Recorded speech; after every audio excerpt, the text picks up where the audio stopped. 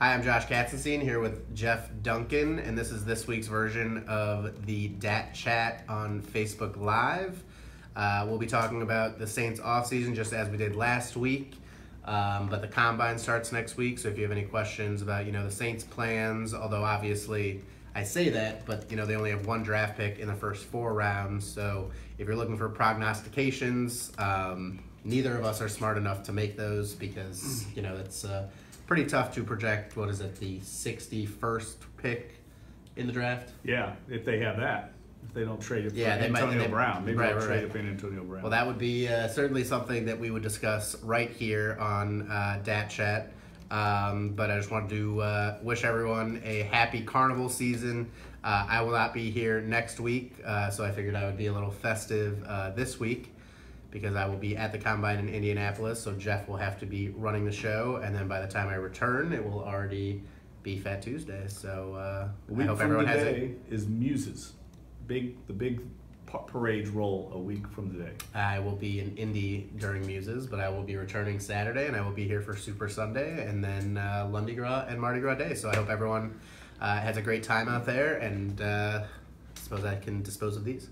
A little bit different parade will be going on in Indianapolis, a parade of prospects. Wow. He's really proud of that one. At the NFL Combine, we will be having much more fun here in New Orleans. But the Combine's always a big deal. It's a little bit of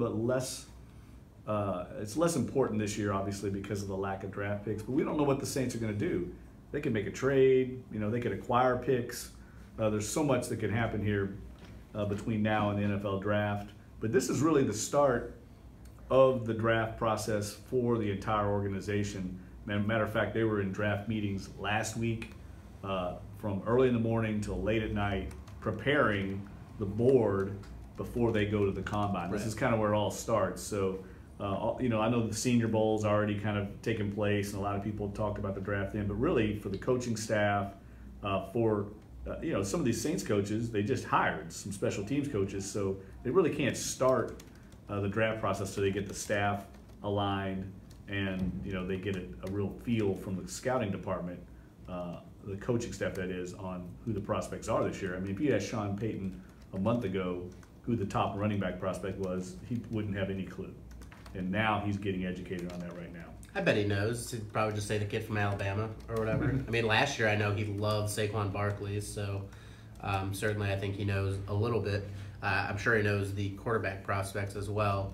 But as has been the case the past few years, the Saints could look to the draft for another quarterback. Just knowing that Drew Brees is 40 years old, but without a pick in the first round, without a pick in the third round or the fourth round, it's hard for me to think that they'll take a QB in the second round with their only pick that could theoretically contribute, in 2019. Yeah, look, and I guess one thing we could talk about, we'll probably get asked about, is the special teams situation. I want to get your thoughts on it, but from the people I've talked to in the organization, it sounds to me like it had less to do with them being completely, obviously they weren't entirely happy with the current coaching staff, but it had less to do with that than it did their belief and confidence in Darren Rizzi. They were really high on him. Jeff Ireland worked with him in Miami, so did Dan Campbell, and they gave glowing endorsements of Rizzi, who is believed to be a head coaching candidate in the NFL.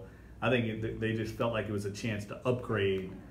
So it had less to do with them being completely, we got to move on from these guys. In other words, if Darren Rizzi weren't available, I don't think they would have made those moves. I think they made the move to go get a better coach in their mind and someone that's well respected around the league. I don't know much about the assistant they brought in that they just hired from Penn State, right? Yeah. But at the same time, I mean, if Rizzi was so good, why didn't he stay in Miami? I mean, I know they were hiring a new coach, and I think that, he probably did feel a little jilted because he interviewed for the head coaching job in Miami before Brian Flores got it. But still, I mean, I think it's a surprising move, and this puts a ton of pressure on Rizzi right off the bat, and on Payton. I mean, if the special teams do not play as well as they did in 2018 when they were one of the best special teams groups in the NFL, yep. I mean, I think, there's going to be a ton of question marks, left for the coaching staff. Well, you got to feel good about the kicking game. I mean, I don't think that's going anywhere if you or I coach Thomas Morstead and Will Lutz. I mean, those guys are among the best in the league. I think where they're looking for improvement, obviously, is in the return game. Mm-hmm. It's never been really solved. And the coverage units last year were exceptional, probably the best they've ever had. I think that goes without saying. And that group, I think, returning guys like Hardy and Vince Biegel, I mean, they have a lot of good core special teamers that are going to be back under contract. So I think really the referendum on Rizzi is going to be, can he fix the return game?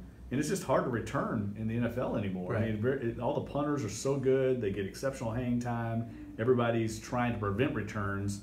It's kind of like getting to the quarterback, in the pass rush. It's hard to do anymore because everybody's game planning around it. And then the kickoff returns are basically non-existent just Right. with how the rules have changed. So, yeah, I don't know, if that's going to, improve it all. And if it doesn't, then, like I said, there will certainly be questions. We have one comment here that I can't wait to read. Cody Guyon says, someone in the organization needs to do two things. Trade up for Devin White and get Antonio Brown. What do you think, Jeff? Yeah, we'll relay that along to the front office through the brain trust. I already sent a text to Mickey Loomis. Yeah. I hope he Probably had no idea. No, look, they're not going to get Devin White. That's not going to happen. He's going to go, I think, late in the first round or even early second round. I can't see that happening. I think he might go early first round. Yeah, I don't think so. I'll be surprised. Really? You know me, I'm anti-linebacker. Yeah, and the NFL is anti-linebacker, but I think there are a lot of people that think that he could be, a special level talent. He is. Yeah.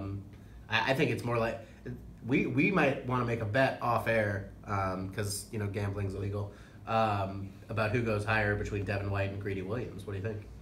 That's a good bet. I'll make that bet with you. I'll You take like Greedy. Greedy? Yeah, I'll take Devin. I'll take Greedy. Okay. Although his stock is dropping, as our Brody Miller noted this week, talking to Mel Kiper. But, I mean, there's still a lot of time. Yeah. Still got, 2 months to the draft. So a lot can happen between now and then. I just feel like cornerbacks are prized in the NFL, certainly more valued than a linebacker. And Greedy Williams is, by all accounts, the top cover corner in the draft. But at least one of the not top by all corners. accounts. But just pure cover. Sure. Not full. The knock on him is that he doesn't support the run. You know what? That's a very valid criticism. I have a feeling that there might be a box of Girl Scout cookies on the line for this bet. If I win, I will take Thin Mints, which are obviously the best Girl Scout cookies. And if Jeff wins, he'll take Samoas, which are delicious, but not the best. Here's the problem with that bet is I'm going to eat every Samoa Girl Scout cookie I get here long before the draft occurs. So there's going to be nothing left. You're going to eat the entire lose. Samoa supply in New Orleans? Probably, yeah. Okay. Probably, yeah. I think you can buy them online, can't you? I don't know. Is this good content? Are you people enjoying this Girl Scout cookie debate? Well, I mean, Samoa Girl Scout cookies are without question the greatest Girl Scout cookie. Actually, I would argue they are one of the finest food sources of any food item in the world. It's really funny to hear this because Jeff has been on the record saying that he doesn't like cookies. So for some reason, this man thinks that he has an authoritative stance on which cookies are the best, even though he doesn't like cookies. So I'm just going to let him slide, think that he's right, even though he's very now I clearly know wrong. why Sean Payton has issues with you from time to time, because you're spreading fake news. How is that fake news? I never said I don't like cookies. You absolutely. Should I call Luke right now? Yes, he said it in the him. press box at one of the road games. I don't remember which one, but he 100% said he doesn't like cookies. That's not true. I said most cookies are bad. Oh, and excuse I think me. that Excuse me. Sorry. that is a valid point. Most cookies are not good. I like good cookies. The problem is there are very few good cookies. Most cookies are filled with these preservatives. They sit around on a tray for hours. They're bland. They stink. Most cookies are bad. Good cookies like Samoas, I'm all for. So we have Patrick Greenfield behind the camera here. Shout out to Shaking his Patrick. head. And I wish if this weren't live right now, we would just have something flashing in big neon lights that said Jeff Duncan hates cookies. But alas, we do not. So let's get to the questions. Moving along. Carl Hurd says, in his opinion, there's nothing more important than the Saints eating Drew Brees' $33 million cap figure this year with a young core group of players hitting free agency over the next 2 to 3 years. Can you share your thoughts on that? Absolutely. I totally agree, Carl. I think that, if the Saints were ever to adjust their free agent approach, I think this would be the year to do it. I don't think that you can afford to keep kicking the can down the road with Drew Brees. He's already on the hook for a bunch of dead cap money. I don't want to say it wrong off the top of my head next year. So, if they push back any of this $33.5 million that he's due on the cap this year, then it's just going to keep multiplying, and adding money either next year or the year after that. And I just don't think you want to be doing that when you have to pay Michael Thomas or Alvin Kamara or Marshawn Lattimore or Ryan Ramczyk, on down the line. Yeah, no, I think Carl makes a great point. At some point, you got to bite the bullet, and they actually have a little bit of a luxury to be able to do that this year because they have so many young players on rookie contracts.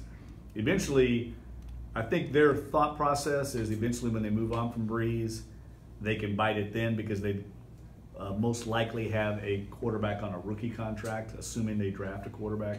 And I think that's the thought process, is you eat the cap room when you have somebody on a rookie deal, like Taysom Hill maybe. Right.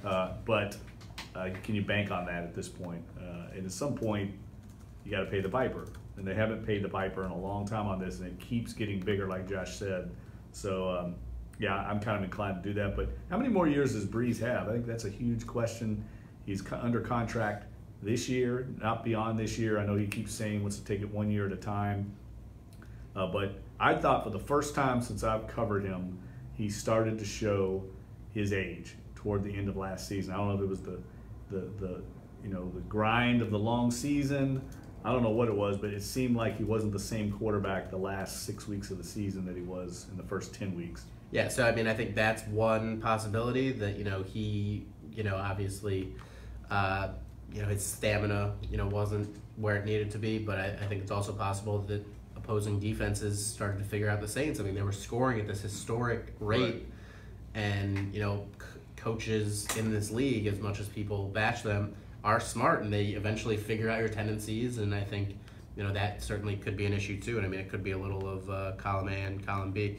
But with regards to Breeze, I believe he'll count $10.5 million against the cap in 2020 already. So, I mean, they're already going to be paying for him for a year. He's not under contract. And a lot of that money was due even before he signed this most recent contract in 2017. So, I mean, I think we're seeing sort of the issues with the Mickey Loomis salary cap methods.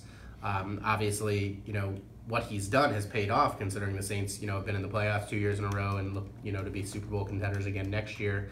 But I think that, this would be the year to just eat most of that cap space with Breeze. And I think you just have to sort of hope for the best with the guys that you have, do some more smaller deals, maybe, try to pursue a compensatory pick if Teddy Bridgewater gets a, high market deal somewhere else. But I just think that, there are so many people, the Saints every year are so aggressive in free agency, and I think fans, for the most part, don't understand that it's hard to hit on free agents. The guys that get to free agency get there because their teams either don't want to pay them, the high market value, or they just don't like them. So most of the best players never make it to free agency. So you're getting guys that are, half of them are castaways, or half of them, are guys that, are valued differently around the league. And I think typically you end up overpaying for guys, and that's why we see that, if a guy signs a 4-year deal, that he's typically cut after 2 years. Obviously, you can hit, hit really well with Demario Davis or Drew Brees or Larry Warford, certainly. But I think that, Larry Warford's getting paid a lot of money, and I think Larry Warford is a great player. But I just don't think that, a lot of teams out there are paying guards that much and having success doing it. All right. Well, speaking of free agency, Josh Dugas asked about Mark Ingram. What are the options with him? I think there's a legitimate chance he comes back. Sure, and plays. Absolutely. I think there's a real strong chance of that. I'm not saying it's 100%, but a lot's going to depend on what the Saints think. And I don't know right now how they feel about bringing him back. I could see them going to him and offer him a 1-year deal, and both sides get something out of it. Maybe Mark's going to want some long-term security, I'm sure, but there's something to be said about coming back. You play 1 year, you make another Super Bowl run, you become the all-time leading rusher. This thing's working out great with Kamara and you, and then you go try to get paid. The downside of that for Mark is potential injury risk. He has no long-term security, and does his value diminish even more after 1 more year? Yeah, that would be my concern if I were him. Right now, obviously last year he was not as good as he was in 2017 or in 2016. But I mean, he still had very efficient numbers. Mm-hmm. You know, the volume just wasn't there because the Saints were going to Kamara a little bit more, and because he had the suspension at the beginning of the year. But I still think that, you know, right now is the time for Mark Ingram to strike. I mean, because he's still under 30, and if he signs a 1-year deal, then the next time he signs a contract, he will be 30, which is at a point where teams don't want to pay running backs anymore. So I just don't think that's in his best interest to sign a 1-year deal, as much as he wants to be back with the Saints. I think that certainly the Saints do want him back. I think they know what he means to the locker room. And I think that they saw last year how hard it was to replace him.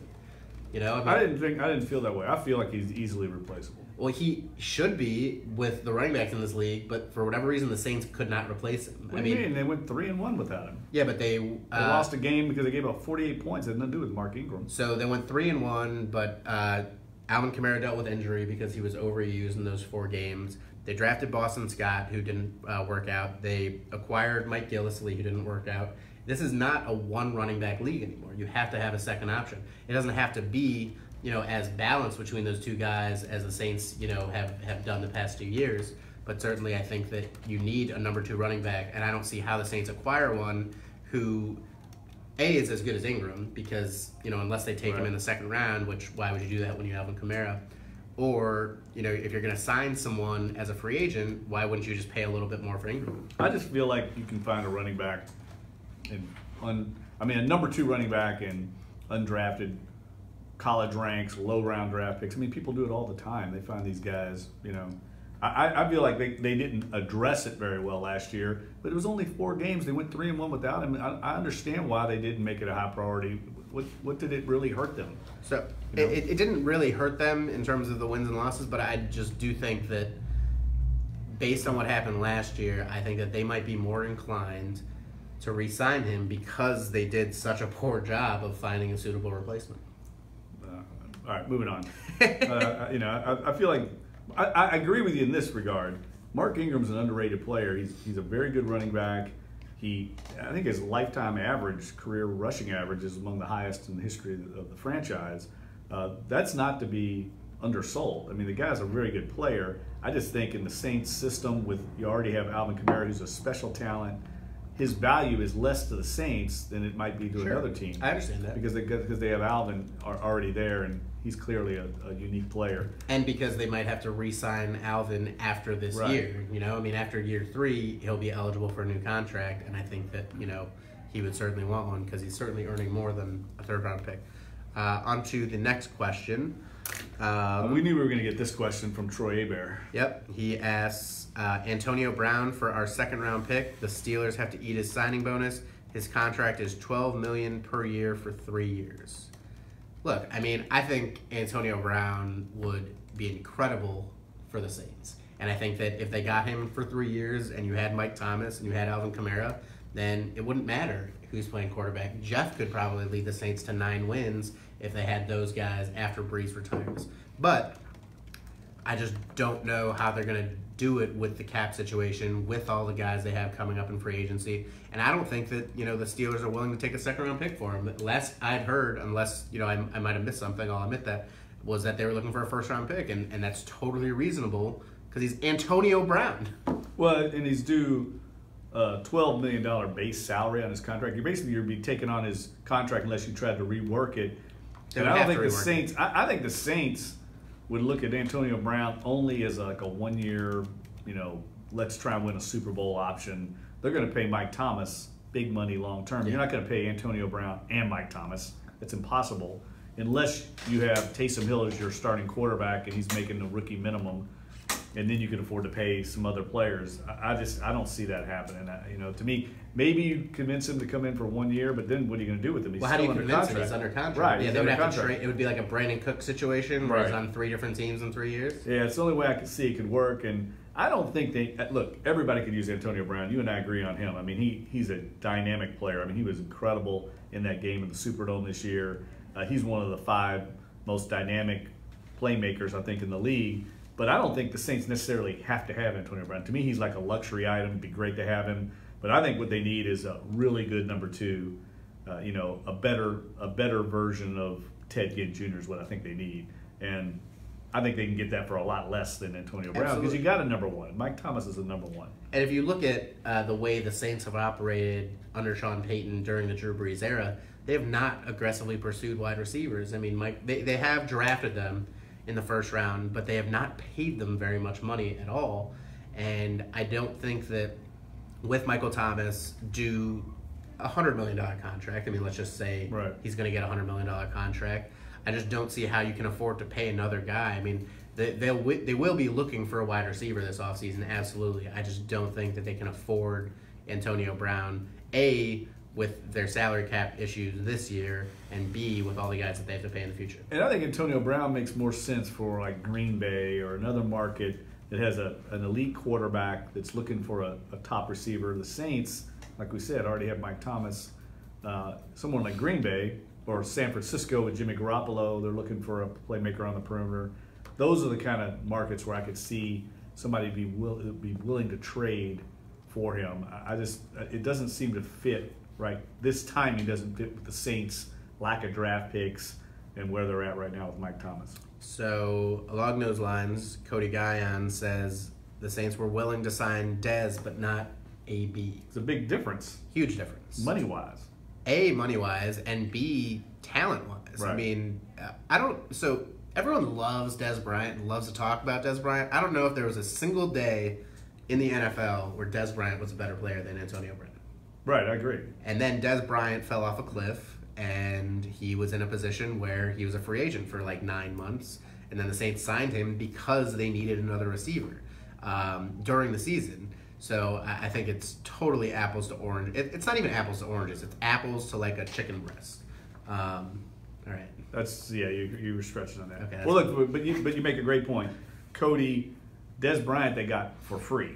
They're not going to get Antonio Brown for free. There's a huge investment in getting Antonio Brown. There was really no risk involved in signing Dez Bryant off the street when he sat there for weeks and basically signed for a veteran minimum deal. So there's a big difference, as Josh said. I don't see it happening, but I do see a potential here as we get a question about Honey Badger. You and I were talking about this before we went on the air. Tyrann Mathieu is a free agent. I think there's a legitimate case you could make for the Saints signing Tyrann Mathieu, but I don't think it's as cut and dried that they're going to move on from Kirk Coleman as we all think. At least that's what we have heard, right? Certainly. I mean, so it would make sense to everyone. I think everyone during the season thought that Kirk Coleman was guaranteed to be cut after the season. But I think there are some factors at play that the Saints, there's a chance the Saints might not cut him just because they owe him, I believe, $3 million regardless next year. So basically, if they cut him, they would be saving $4 million. But the question is, if with that $4 million, can you get a guy who's better than Kirk Coleman? Now, Kirk Coleman did not really impress anyone last year. I think, by the end of the year, he was hardly playing. By the end of the year, he was barely playing, and he didn't even play in the playoff game against the Eagles.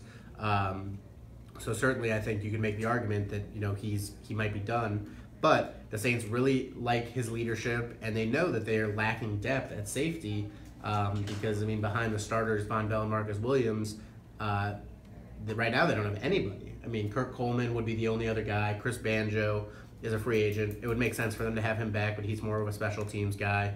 So I think, the Saints will probably have to determine what the market's going to do for the other safeties because you can't get Tyrann Mathieu for that $4 million. Right. And if you're paying Tyrann Mathieu over a multi-year deal, then that hurts your chances of re-signing these other guys that you have. So I think, it's highly likely that they'll cut him and pursue another safety, but it's certainly not 100%. And look, another question about a couple of the big names on the free agent market, potentially Ndamukong Suh from the Rams, who the Saints showed interest in a year ago, and Landon Collins, who's, of course, a New Orleans native. I don't know if the Giants are going to let Landon Collins go. I don't know if that's going to happen or not. I don't think Landon Collins is a good fit at all. I think he's basically Von Bell, and Von Bell had a really good year, and he's already under contract. I don't know why you would go after Landon Collins. Suh, I guess the uncertainty right now with Sheldon Rankins' recovery, makes a little sense, but he's going to come at a high cost. And again, I think we're back in the same conversation of how much can they afford to spend on him, a guy that would be probably like a one-year signing. So my understanding that when the Saints pursued Sue last year, not everyone was sold on him, just because of the issues he's had in the past. You know, he's a selfish player. Obviously, he's had issues with controlling his limbs with regards to other quarterbacks. But I certainly think that they will need defensive tackle help. But I mean, the question is, how much are you willing to pay to bring in a defensive tackle when, in theory, you will have your starters, for the, last 3 quarters of the season? I mean, I would think that Sheldon Rankins, what's the timeline on the start of the. So I think he could be back by week 1, but I would not expect him to be 100%. I mean, I think Achilles typically like a 9-month injury, right? Right. And I think they recommend a full year. But didn't Okafor come back? Yeah, but so Okafor got hurt in November, and then he was back by the start of the season. A month difference, basically. Yeah. No, a 2-month difference. 2 months, okay, yeah. I mean, he got hurt in January, so. But I mean, Okafor was available for the start of training camp. He didn't really do much in training camp, but I think that Rankins could be back by week 1, but he probably won't be 100%. I think, it's more likely that he'll be 100% around like week 4. This is all conjecture, but I'm just saying, like, you should expect Rankins to be good to go for the last 3 quarters of the season. I would think that Onyemata's probably facing at least a 2 or 3 game suspension, after he got arrested for the marijuana issue. So I think, they're going to need someone to play in the middle those first few games. I just don't know how much you're willing to pay that guy when you have your 2 big guys coming back. Yeah, right. It's kind of it's a really tough call. Very similar to what happened with Mark Ingram this past year.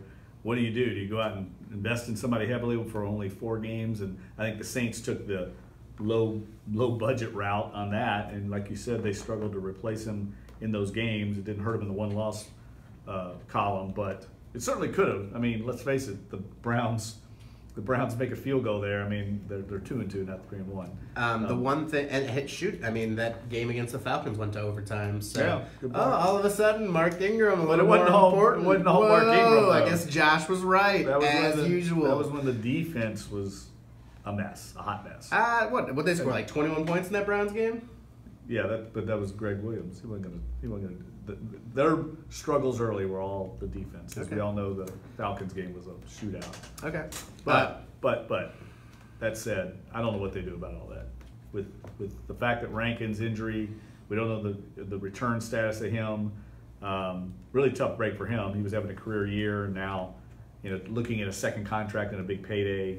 Now, I mean, everyone's going to wait to see for sure. how he comes back. And they've got to get somebody in the middle, but maybe that's what the second-round draft pick's for. I think it's a very legitimate possibility that's what they do with that second-round pick. But as we know, and as I feel like I've cautioned every single week since the 2017 draft, most of the time rookies struggle to produce right away. So it's hard to rely on a second-round pick Marcus to come Davenport. in. Case in point. But I do think one thing to consider with the defensive tackle need is that if they re-sign Alex Okafor, he could play a little bit inside. Cam Jordan could play a little bit inside. Mm-hmm. I mean, there would be ways to mask, what they're missing there. But I still think that they're going to need to find someone. I just don't know at what level. Audric T. Bordelon asks, who's going to be our next tight end? Oh, that's a great question. It is a great question. I'm going to put my money on Josh Hill. Because he's under contract, and I don't know how they're going to acquire someone better than Josh Hill this offseason. Yeah, look, they're going to address that, though, somewhere. Yeah, agency, at some level. Or the draft, they're going to have another tight end, maybe 2, to bring in. I don't think it's going to be anybody that's on the current rosters. I mean, Josh Hill is going to be one of their 2 main tight ends, there's no doubt. They got to find one other guy that can fill that role. That's a critical spot. I mean, they didn't get any production out of the tight end position this year. I mean, very little. Every once in a while, Ben Watson or Josh Hill made a play, but there were games where literally between them they would have 2 targets. They didn't even try to go to the tight end for the most part. Right. But those guys blocked well. They were a big part of the running game success. But they need some kind of dynamic playmaker at that position because it's become a real weapon in the NFL. I mean, a lot of teams have 3 good tight ends. Yeah. The Saints are trying the to find Ravens and the Eagles. Mm-hmm. Yeah. I mean, that's something that the Saints have to look into. Who knows? Maybe they orchestrate some kind of trade with a team. But I guarantee you, Sean Payton's going to consider that a must in his list of priorities this offseason. It was an issue a year ago, and I think they tried to get Jimmy Graham. Who knows if Jimmy Graham's a cap casualty in Green Bay? Maybe there's a reunion there. That wouldn't surprise me if it went down that way. I think Ben Watson, that was their backup plan last year, and he obviously struggled and ultimately retired. I think so I expect Josh Hill to be the number 1 tight end next year, regardless of what they do, just because of his versatility as a blocker. Obviously could contribute more in the passing game. But then behind him, they also have Dan Arnold and Garrett Griffin under contract. Both those guys, fairly unproven. So it'll be hard to rely on them going into the season. But as I keep saying, Saints just don't have that many assets. I mean, if you draft rookie tight ends almost always struggle. It is one of the most complex positions in the NFL because you have to understand the entire blocking scheme and the entire passing scheme. And I think it's just, a spot where traditionally and historically we've just not seen rookie draft picks play well. I think you got to bring in a free agent there. So I think, it's more likely, certainly, and we're on camera. Should we smile for the camera? No, I think you got to bring in a free agent there because I believe that, like Josh said, it's a very difficult position to learn in the NFL. It's extremely difficult to learn with the New Orleans Saints because they ask so much of their tight ends. In the running game, you have to know the running game, you have to know the passing game. It's very difficult. That's why you see them go out and get a guy like Ben Watson as a plan B because they knew he would pick up the offense very quickly and be at least productive and not hurt them. And I think that's what Ben Watson did this year. So I would suspect they would either trade for a player or more likely find somebody in free agency. So Jared Cook, I think most people agree, is the top tight end available. Right. Would you give him let's say $5 million for a year? Maybe. I mean, so his last contract was 2 years, $10.6 million, and he's 31. Yeah, I mean that's the problem with him is he's 31, but they're in the win now mode. So last year they signed a 37-year-old. I know. Yeah, no, I mean they're in win now mode. I think the Saints are looking at 2 different timelines right now. They have a short-term window to try and win another Super Bowl with Breeze, and then there's the long-term vision of how they build the roster post-Breeze. And I think those are 2 separate timelines that obviously dovetail together. And Mickey Loomis, that's his job along with Sean Payton. But I do think, they have some young talent there, and Dan Arnold they really like, but he's really not a complete tight end. No. He's a situational role player. He's a role player. He's not really Josh Hill is an underrated player. I think we both agree. I don't know what happens with Hooman. I assume he moves on. I mean, it seems likely that he won't be able to play again just because of his. He missed a whole year in the concussion protocol. Right. And we got. But I do think that Garrett Griffin can be what Hooman was. I don't know if he can be as effective as Hooman because Hooman had made a long career out of being a block first tight end, but I do think that that's what they like about Garrett Griffin. And Garrett Griffin spent the whole year learning from Hooman because Hooman was effectively a part of the coaching staff. So I actually, would not be surprised if Garrett Griffin plays a significant role next year just because of how much they like to use those block-focused tight ends. But he knows the offense. Yeah, he knows he's involved. Chris Bell wants to know, this is a better question for Josh than me, who's the biggest cap hit going into free agency on defense? So I just looked it up. Cam Jordan, which is probably what you want. Yeah, your best player. He's your best player. $14 million for Cam Jordan cap hit. Behind him, Demario Davis, $8.5 million. He's your second best player on defense. Maybe third. Yeah, Davis and Lattimore. It's a toss-up. And then behind them is Kurt Coleman at $7 million. And like I said earlier, he's going to count $3 million in dead cap. So, it certainly seems likely that the Saints would cut him just because of how little he contributed down the stretch. But at the same time, is it worth it to pay him $3 million and then pay someone else $4 million? And is that guy who's getting the $4 million going to be an upgrade? That's the question the Saints have to answer. Yeah, Kurt Coleman, I'll be surprised if he's back. I think they value him, but at some point the reality is you got to find money somewhere, and he's not producing on level. Now, could they go to him and say, you take a pay cut? I think that's a possibility. Right. Because they do like him. The coaching staff loves Kurt Coleman, but I think, the coaching staff and the scouting staff certainly do not always see eye to eye. Yeah, and here's the other thing I think you have to be aware of in regard to, say, Tyrann Mathieu. The reason I think he makes a lot of sense, in addition to I think he's a really good player, and the Saints could see him probably in a similar role as Kurt Coleman. If you move on from Kurt Coleman, you're left with Marcus Williams, Von Bell, fairly young players. I think the way Sean Payton's always operated, Dennis Allen, they like to have a veteran guy in the room that's been around the block, and that's what they valued with Kurt Coleman. So if they moved on from Kurt Coleman, I think then you start looking at a guy like Tyrann Mathieu or maybe another veteran that can come in and fill that role of like Roman Harper did for a few years. So that's a very apt comparison. That's what I've been saying all along, that he's basically their new Roman Harper. But I think, the Saints probably kept Harper around a year too long, and I don't know if they want to make that same mistake with Coleman. Yeah, and Coleman, look, a lot of people were after Coleman, and clearly Carolina kind of knew what they were doing with him because he dropped off pretty well, it was noticeably. It was a situation where he was dealing with an injury his last year in Carolina, so you have to sort of gauge whether it was the injury that was causing him to play bad or something else, and obviously it wasn't just the injury. Yeah, look, the same thing's going on over there with Thomas Davis. They had a very old defense, and it worked for a while, but it showed up when we would cover Carolina games. They were not very athletic on defense, and you guys like Julius Peppers playing out the string, Thomas Davis. They need to get younger in Carolina if they want to try and contend with the Saints, and I think the Falcons are going to bounce back next year. They had an inordinate amount of injuries, especially on defense. And I think you can make an argument they're easily the second most talented team in the division, and they're not that much less talented than the Saints. Carolina? No, Atlanta. Oh yeah, okay, sorry. Atlanta I was reading a question. Yeah, with the defensive injuries they have, sure. and they're going to bounce back. They could be a playoff team next year, I think. And Sarkisian was so bad. Right, great point. So bad. It can't be worse. Yeah. In the coaching staff. I could have called better plays, and I can't call plays to save my life. I'm really bad at Madden. Moving on. Nigel McReynolds wants to know, do you think we will destroy the Rams like we did the Eagles in the regular season this year? I do. That's what he says in the question. I don't.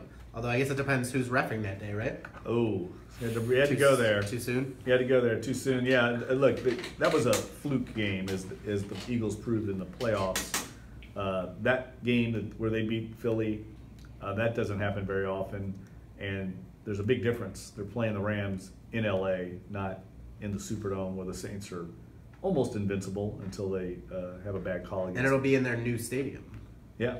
So look, I think that's going to be one of the highlight marquee games of the NFL schedule, and I think the Rams are going to have a really interesting offseason ahead.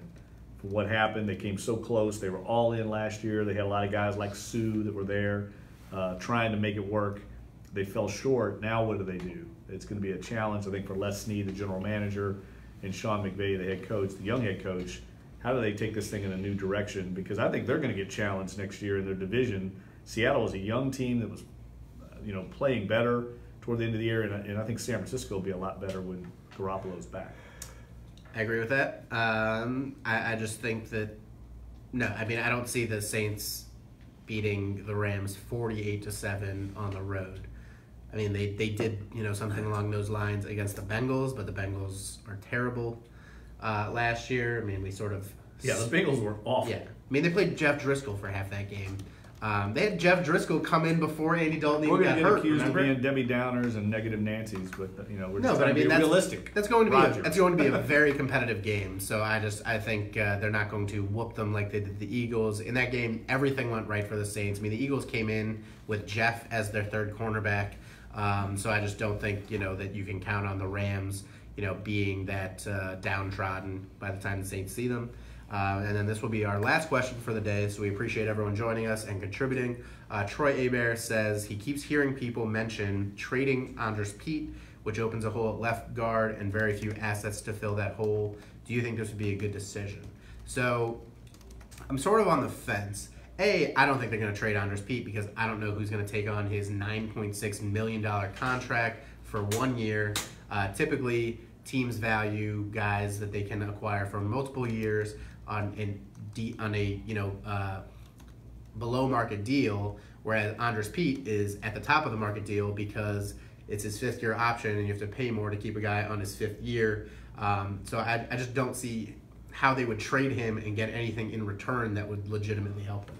I think they would be smart to move on from Andrus Peat. I am not in the court of Andrus Peat being worth $9.6 million. I'm not saying that he is worth that. He's the 5th highest paid player on the roster this year, and he's not nearly the 5th best player on the roster. Sure. I mean, so his value, I think, is less than what his contract is. But if you think that, then why would another team trade for him? Right. No, I don't think they would. Okay. Unless they could trade for him and give him a long-term deal and rework his. Sure. But does he want to do that? Do the Saints? I think the Saints' best option would be to try and extend him and rework his contract. But then if you're Andrus Peat, why do you do that? Right. Yeah. He's still a young player. He would want the long-term security, but he doesn't want to limit his salary, earning power, his earning potential this year. I mean, this is the best case scenario for him is that he gets paid this $9.6 million this year, plays well, and then he goes into his next contract negotiation being like, well, I was already making this much money, so you can't pay me less. Right. Like, I think Andrus Peat's a good player, don't get me wrong. I don't think he's a great player. I think in my opinion, he's the worst of the starting 5 linemen, but the Saints have very good linemen. If he's your worst offensive lineman that's starting, you're a damn good offensive line. The Saints have a really good offensive line. But, as Josh said, he's young. He's very young. He was young for his age when he came in the league. So his ceiling should be a lot higher than, say, a guy like Max Unger, who's going into the last year of his deal, I think. And they're probably going to move on from him. I would imagine Will Clapp or Cam Tom will be the center here going forward.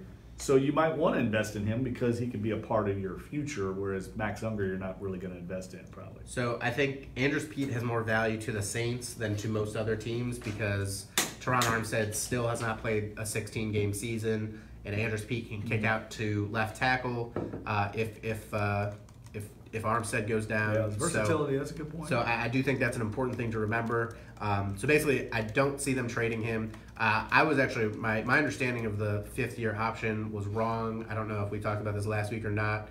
But the Saints could cut him in theory. It's only guaranteed for injury. So they could cut him and open up that $9.6 million. But if you do that, all of a sudden you have to throw Cam Tom into the fire or Will Clapp at left guard. And then that also hurts your backup left tackle position, which would be Peat. So I think, the most likely scenario is that Peat is back, and I don't see him negotiating a deal because Tom Condon is his agent, and I don't think Tom Condon is going to do something to limit, his earning potential. Here's the only thing I would say in regard to that, Troy, and I do think you're on the right track with it. I think he's one of the few players, though, that is a tradable asset on the roster. He's one of the few players, and you're right, I don't know how much value he has, but at least there is some value. Somebody might trade what would you get for him, a 4th round pick? Maybe, I don't know. Yeah. A guard's not going to command a ton in a trade. He's not. What was the guy's name that went from the Ravens to the Raiders? Osemele. I mean, he's not that guy who's clearly an elite player. He's a good player and he's a starting player, but you need to give up for a starting player. You might be able to get that guy in the draft this year in the 4th round. So I guess as we're talking this through, I guess the one reason, and I still don't think he'll be traded, but the one reason that I could see it happening is if another team wants him to play left tackle. Now, he is a better guard than tackle based on what I've seen, but if teams are really hurting for left tackle, which I feel like half of the league is, then maybe, it'll be worth it for them to bring him in and just fit right into that spot. Andrus Peat and your 2nd rounder for Antonio Brown. Would you do it? If I'm the Steelers, I don't think I'd do it. Their offensive line's really good. Oh, I mean, I wouldn't do it if I were the Steelers. I would do it if I were the Saints. Right. Yeah. I would too. Yeah. I'd trade it for Antonio Brown. That'd be a good trade. I mean, that value would be good. But if I'm the Steelers, I wouldn't do it. I would trade. I would definitely try to trade for Antonio Brown. I don't know, like everyone who's saying, "Oh my God, he's a diva. He's a head case. He wouldn't fit in the locker room." I don't buy it. I would love to have Antonio Brown on any team that I was playing for, cheering for. I think he is one of the 10 best players in the NFL. So I just don't think that that's going to be enough to get it done. I would rather have OBJ I'd rather have Odell Beckham Jr. If I'm going to trade, obviously, I would rather have Odell. if I'm going to trade for a diva receiver, that's the guy I want, and he's from New Orleans. And he's younger. He's significantly younger. And he's I would much rather have him. And I frankly think he's a better player. I mean, I still, gun to my head, I would probably say Odell's the best receiver in the league. And I think it's really hard for us to tell because, Eli Manning has been throwing him the ball. And I feel like I just bash Eli in his hometown, and I feel bad about that. But I would love to see what Odell is capable of if he had a top-flight quarterback throwing him the ball. Odell Beckham Jr. and Mike Thomas would be scary. And Alvin Kamara in the backfield. Impossible. Yeah, it'd be they'd set all kinds of records. That would be Reggie Wayne and Marvin Harrison. It would be every Saints fan's dream, and it would be every defensive coordinator's nightmare. The problem is, how do you do it? How do you pay him long term? Maybe you do it for a year and then you trade him again. That's what the Rams basically did this past offseason. Yep. And now they're in this point of they didn't win it all. They almost did. Now they got to reassess their roster, recalibrate who they're going to pay and who they're not. I think the Saints would be willing to do that to try and win another Super Bowl in this very narrow window they have. Well, I think we've given you some good fodder to talk about this weekend, all the Antonio Brown and Odell Beckham trades, although I would be shocked if Odell gets traded, even though someone did suggest that in a mailbag on The Athletic.